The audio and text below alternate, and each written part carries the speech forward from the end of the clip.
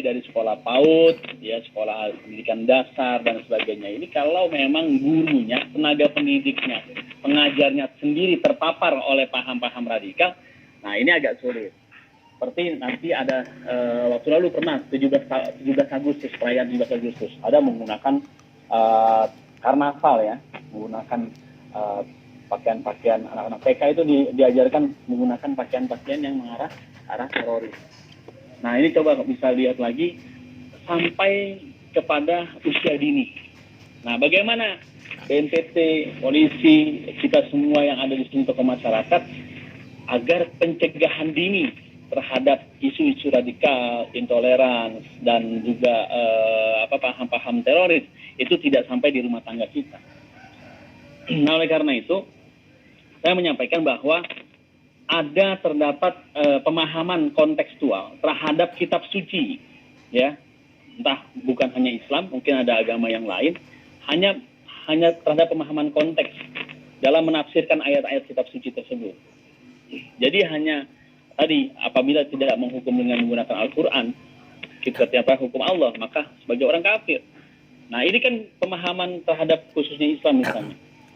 Ada beberapa, saya sendiri pernah beberapa kali sholat di tempat-tempat BUMN, ya memang ada yang namanya, mohon maaf, cingkrang dan sebagainya. Bukan berarti cingkrang itu kita konotasikan sebagai teroris dan sebagainya. Namun ada ciri-ciri yang mendasar akhirnya. Sehingga apa? Mengakar. Nah, tindakan-tindakan anarkis, lalu cenderung anarkis ya, mengklaim merasa dirinya paling benar, sehingga kelompok yang di luar dari itu adalah benar, itu teori Khawarij. Sehingga ada pahaman bahwa Pancasila no, khilafah yes dan sebagainya. Nah, oleh karena itu isu radikalis tadi dan sebagainya memang cukup mengkhawatirkan, ya, sehingga perlu diwaspadai. Oleh karena itu, ini khawatir karena rasa takut, waspada karena rasa berani.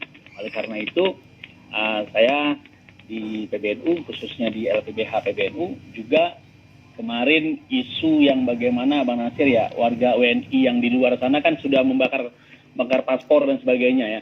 Mereka ingin datang lagi ke Indonesia, sekitar 600 atau berapa orang warga WNI. Kita sudah diskusi, apakah dipulangkan di Indonesia atau tidak, gitu ya. Ex-ISIS, JAD, ya dan sebagainya, ini pulang ke Indonesia, bagaimana? Dalam hukum internasional, saya kebetulan mohon maaf agak promosi dikit, saya bikin buku juga ini tentang kedudukan pemberontak. Nah, kedudukan pemberontak dalam hukum internasional, boleh dicari di Gramedia tadi. Nah ini Pak Kapolri kebetulan yang memberikan sambutan pada buku saya. Ini bisa dibeli di mana? Di toko buku Pak. Nanti insya Allah kalau memang ini bukunya kemarin habis gara-gara WNI itu, WNI ISIS. Dia ada apa di toko Agung? Toko Gramedia, toko apa aja, yang penting ada toko material.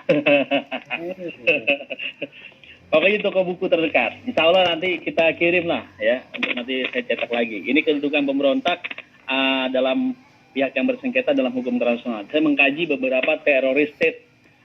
Sebenarnya teroris yang benar siapa sih? Teroris state atau teroris pribadi? Ada negara juga menjadi teroris juga Pak. Nanti kita ada pakarnya Pak Nasir itu.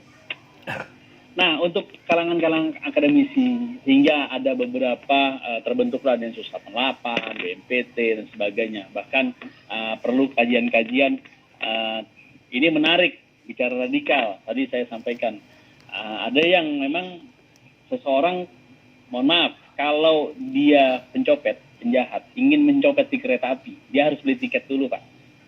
Kalau dia ingin menghancurkan, misalnya seorang ingin menghancurkan agama, misalnya agama Islam sebagai terbesar di Indonesia, dia teroris masuk Islam dulu, menggunakan jubah itu dulu, jubah Islam. Kalau dia memang ingin menghancurkan agama sesuatu, ya katakan non Muslim, dia akan menggunakan simbol-simbol agama tertentu. Oleh karena itu, ini penumpang gelap. Ya, ada isu-isu penumpang gelap sehingga ada beberapa agama yang disebutkan. Lalu tadi BNPT misalnya dalam kejahatan teroris transnasional gitu ya, ada yang namanya di NU kemarin yang tadi saya sampaikan adalah bagaimana kalau WNI ex-ISIS kembali ke Indonesia. BNPT waktu lalu ingin bekerja sama dengan beberapa ulama di NU untuk melakukan deradikalisasi. Para ulama-ulama NU ya Ada khawatir ex polisi aja bisa masuk ya, Sofan Sauri ya Pak, itu bisa masuk. Gimana kita, jangan sampai akhirnya kita yang didoktrin balik gitu kan. Agamanya gimana ya, kan perbandingan agama kadang-kadang apa ya, Jokowi lebih mulia gitu ya Pak Nasir ya, Jokowi lebih mulia apa Nabi Muhammad, ya perbandingannya nggak selevel gitu loh.